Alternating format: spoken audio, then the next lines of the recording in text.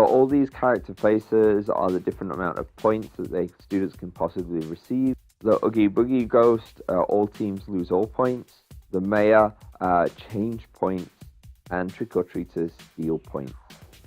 Hi, I'm Neil of Team Teacher, teaching, living and raising a family in China. Today, we're looking at the Nightmare Before Christmas PPT bomb game.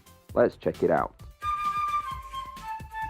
So the Nightmare Before Christmas PowerPoint game is made by Alberto77 of the Waygook Forum, and we'll put a link in the comment section below the video to get your free downloadable PPT copy of the game.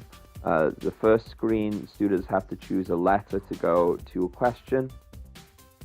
They answer the question correctly. You click on the moon to go to a reward screen. Here, students can get points or different special events.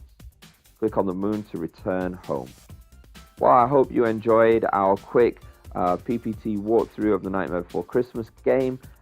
If you like the video, consider subscribing to our channel and check the links below to get your free download. Bye bye.